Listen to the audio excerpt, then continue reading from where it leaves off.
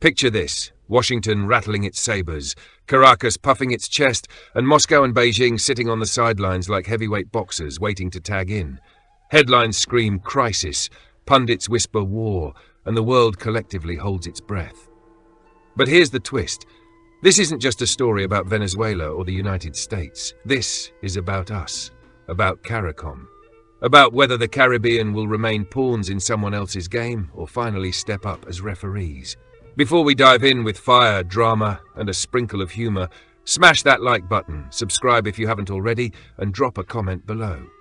Do you think CARICOM has the guts to stand up to the US, or will we just clap politely from the sidelines?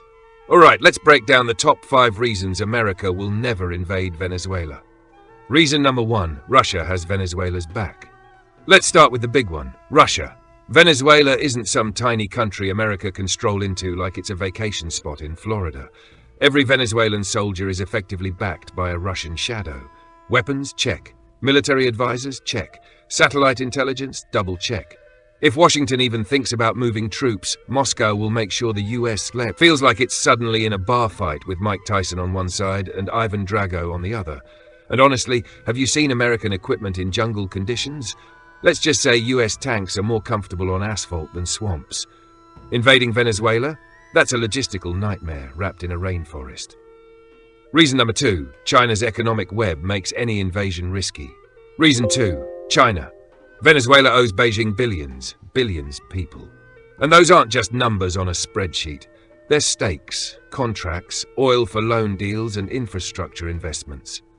If the US invaded, it would essentially trigger a global financial incident of epic proportions. Imagine this: US troops land, and suddenly Chinese warships appear off the coast. Trade routes are blocked.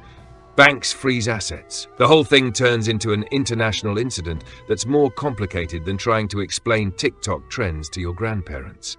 The point is simple. Anyone thinking of a Venezuelan invasion would need to be ready to fight both Moscow and Beijing at the same time. And trust me, generals don't like those odds. Reason number 3, the terrain is a nightmare. Reason 3 is geography, and I mean Mother Nature herself is basically telling the US, not today. Venezuela's terrain is like nature's obstacle course. Dense jungles, mountains, rivers, and swamps that make logistics a nightmare. Supplying an invading force? Nearly impossible. And let's not forget the weather. Think 100-degree heat, 90% humidity, endless rain. Conditions that will have soldiers melting faster than an ice cream cone in a Caribbean sun. Honestly, if America tried it, the soldiers would probably spend more time looking for potable water than dealing with the Venezuelan army. And Caribbean TikTok would definitely have a field day. Memes of US troops lost in the jungle, asking which way to Starbucks. Reason number 4, the political cost at home is huge. Reason 4 is politics. US presidents love talking tough overseas, but invading a country like Venezuela would be politically suicidal. Why? American voters have zero appetite for another boots-on-the-ground scenario. Afghanistan still haunts everyone's nightmares. Iraq is a cautionary tale. Venezuelan invasion? That's like trying to sell Netflix subscriptions to someone who just got kicked off for not paying. It's a hard sell. And don't forget Congress. Even if the White House wants action, the political machinery would grind the plan into oblivion.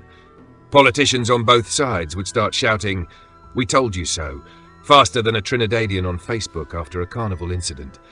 In short, the political price is far too high, and Trump knows it. Reason number 5, CARICOM and regional fallout make it too risky. Finally, reason 5, the Caribbean. CARICOM nations aren't powerless. Instability in Venezuela has ripple effects: migration, trade disruptions, energy crises. And countries like Guyana with the Essequibo dispute, or Trinidad, which has historically balanced relations with both the US and Venezuela, are watching closely. Any US invasion would drag CARICOM into the chaos.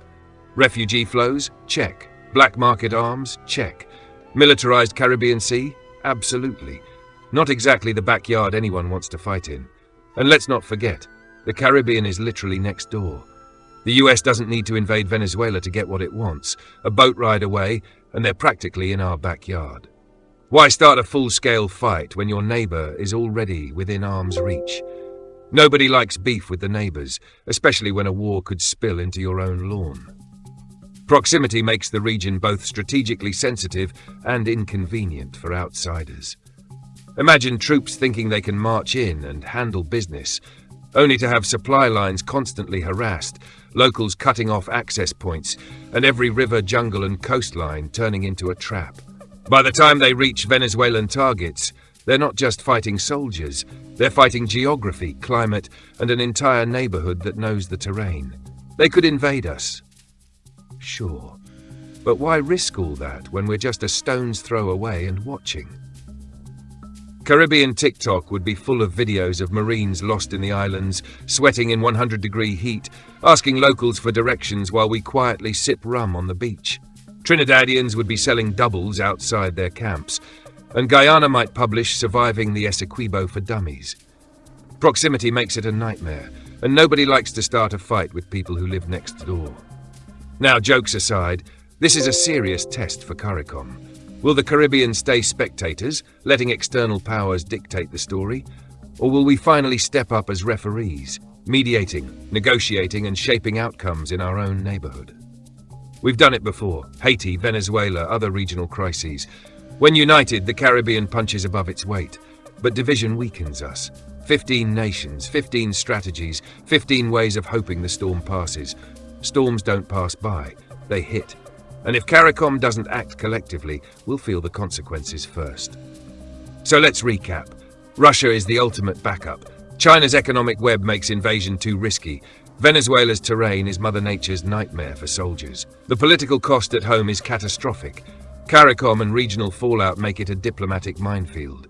America won't invade Venezuela. Not really.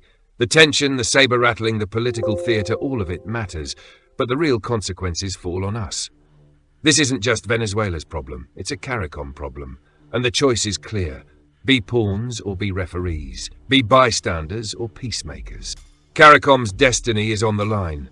The question is, will we seize it, or will we let history write another chapter where we're just background extras in someone else's story?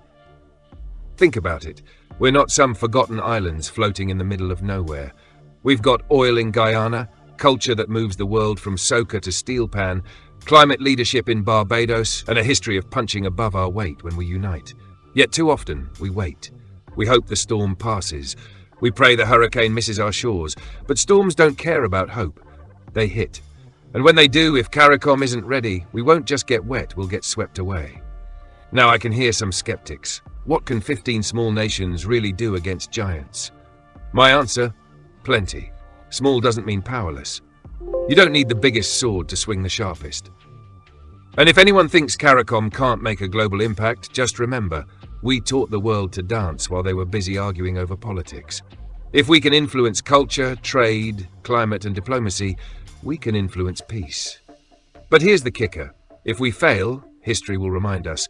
Ah yes, CARICOM, cute little islands, tried to mediate once, got politely ignored by everyone, went back to making rum and carnival floats. Do we want that legacy? Or do we want to be remembered as the bloc that stood up, used its moral authority and said, not in our backyard. We mediate, we negotiate, we lead.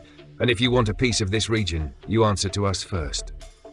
So yes, the question is simple, but the answer requires courage. Will CARICOM finally step off the sidelines, stop hoping for the storm to pass, and take control of its own destiny? Or will we continue watching from the beach, rum in hand, as the giants play chess in our backyard? Here's the challenge to you, the viewers, the Caribbean citizens, the people who live and breathe this region. Comment below. Tell me, do you believe CARICOM has the guts to unite and lead, or will we let outsiders keep writing our story? Hit that like button if you believe in a strong, united Caribbean. Subscribe if you're tired of watching from the sidelines and want to hear the stories that actually matter. And share this video, because the more people who see it, the louder our Caribbean voice becomes. CARICOM's destiny is in our hands. The clock is ticking. Will we seize it,